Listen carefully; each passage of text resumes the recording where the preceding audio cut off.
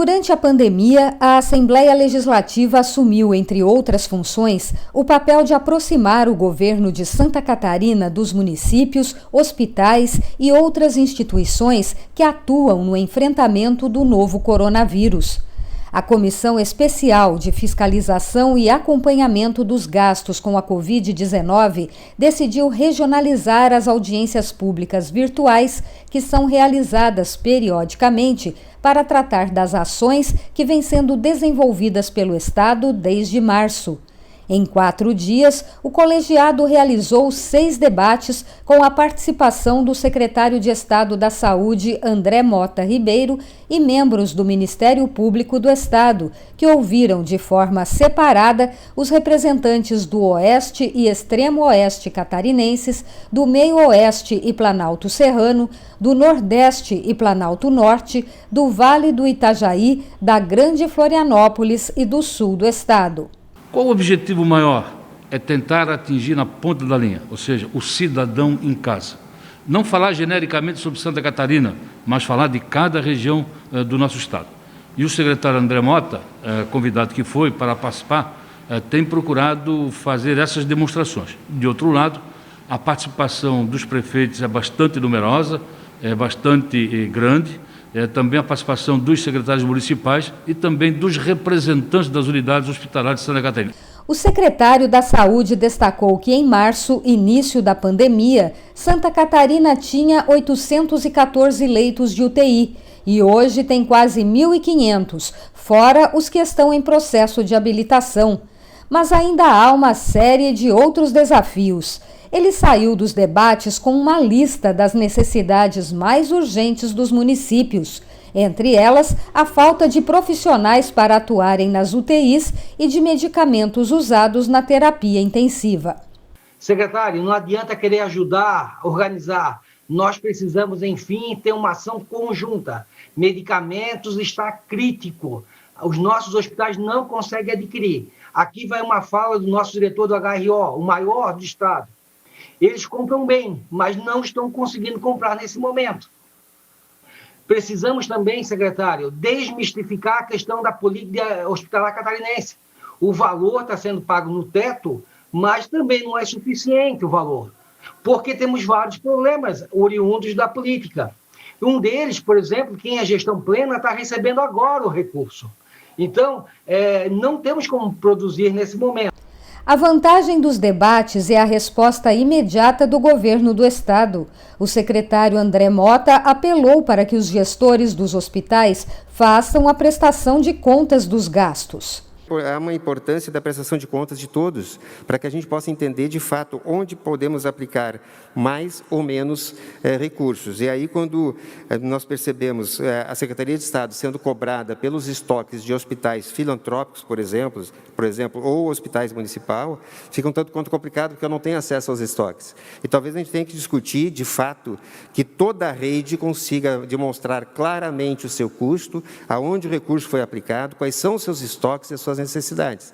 A crise no setor de hemodiálise também é uma grande preocupação dos hospitais. De acordo com o presidente da Sociedade Catarinense de Nefrologia, 35% dos pacientes de Covid-19 em leitos de UTI estão fazendo hemodiálise e até 25% dos pacientes que passam pela terapia intensiva precisam de diálise após a alta. Aqui no estado, este tipo de atendimento é feito quase sempre por clínicas privadas ou filantrópicas que enfrentam graves problemas financeiros. Nós não estamos conseguindo nem pegar recurso na Caixa Econômica empréstimo. Tá? Não está sendo dado nem a margem de empréstimo que a gente tem do SUS. Para ver a nossa situação como está de calamidade. Nós não vamos conseguir pagar a folha do próximo mês. Então, funcionários que estão dobrando a sua carga horária, trabalhando 16 horas por dia, a gente não vai ter como pagar a sua folha de pagamento. São inúmeros os problemas enfrentados, como o aumento no preço de insumos para os hospitais, considerado abusivo, a necessidade de ampliar a testagem da população para promover um isolamento mais eficiente dos infectados e também a demora para sair os resultados dos testes. Outra reclamação é a falta de pessoal para fiscalizar as aglomerações. Vários prefeitos afirmam que o fechamento das praias provoca uma corrida ao campo, onde vem sendo verificada a promoção de festas e outras reuniões, e eles não têm condições de controlar. A falta de conscientização sobre a gravidade da Covid-19 é uma das maiores preocupações de médicos, prefeitos e outras autoridades do estado. O baixo índice de distanciamento social é apontado como uma das principais causas do aumento do número de casos da doença, de internações e de mortes em Santa Catarina. Por isso, uma das reivindicações registradas nas audiências públicas é a realização de campanhas educativas nos meios de comunicação de todo o estado, com o apoio do governo e da Assembleia Legislativa. A intenção é produzir vídeos e áudios que convençam os catarinenses de que é importante ficar em casa e adotar regras de higiene mais rígidas. Na última audiência, a vice-presidente da Comissão de Fiscalização dos Gastos com a Covid-19, deputada Luciane Carminati, já trouxe uma resposta ao pedido. Já fiz contato com o presidente da Assembleia, o deputado Júlio Garcia, em meu nome, em nome do deputado Marcos Vieira e dos membros desta comissão, para que a LESC também provoque uma campanha educativa mais agressiva, doutor Ulisseia, no sentido de que a população precisa acordar. O presidente imediatamente determinou que a estrutura da LESC fosse colocada à disposição destas campanhas. A preocupação é grande porque a previsão da Secretaria de Estado da Saúde é que o número de mortes em Santa Catarina, já na primeira quinzena de setembro, possa chegar a 4.000. Os médicos infectologistas da DIV, Diretoria de Vigilância Epidemiológica do Estado, alertam que a pandemia ainda não está controlada. A situação da pandemia do novo coronavírus no estado ainda é bastante grave, muito severa. Temos novos casos chegando a cada dia nos serviços de saúde e aos bancos de dados informando casos de óbitos às dezenas. Isso significa que o vírus ainda circula com bastante intensidade no nosso estado e dessa maneira precisamos impor freios a ela. Essas medidas chamadas de prevenção podem fazer com que as estimativas de até 4.000 óbitos acumulados até o dia 13 de setembro próximo, não se realizem. São medidas simples que podem fazer toda a diferença no combate à Covid-19.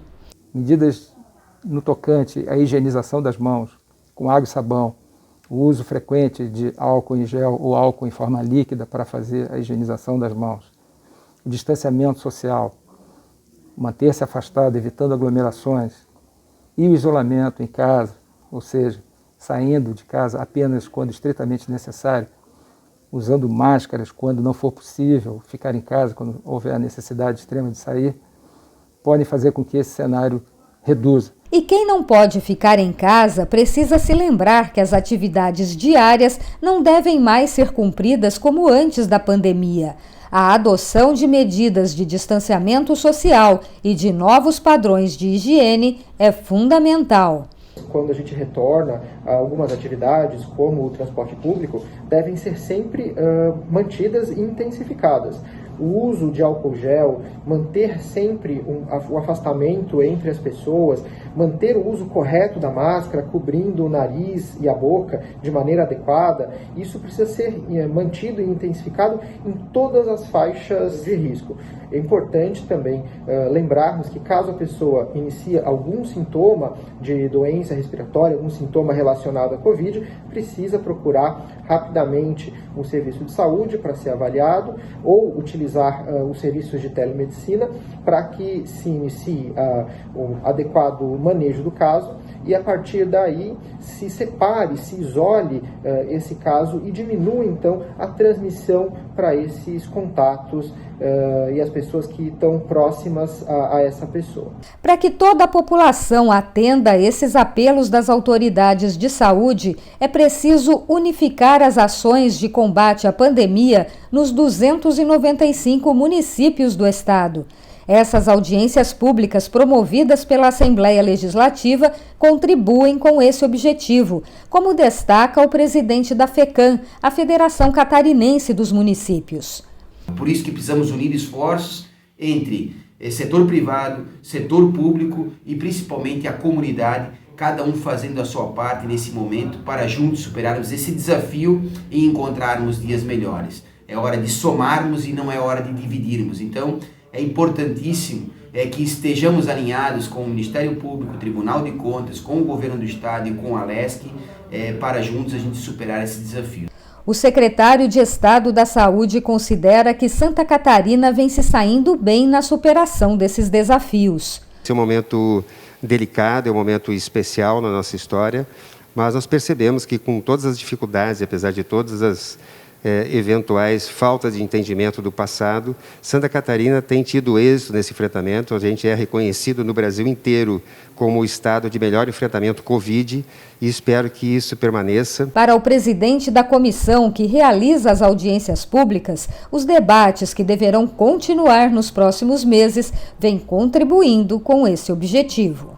Eu quero crer que desde a primeira audiência pública realizada nesta casa, por obrigação do Decreto Legislativo 18.332, que declarou calamidade pública em Santa Catarina, nós estamos melhorando cada vez mais, nos aproximando cada vez mais da população catarinense.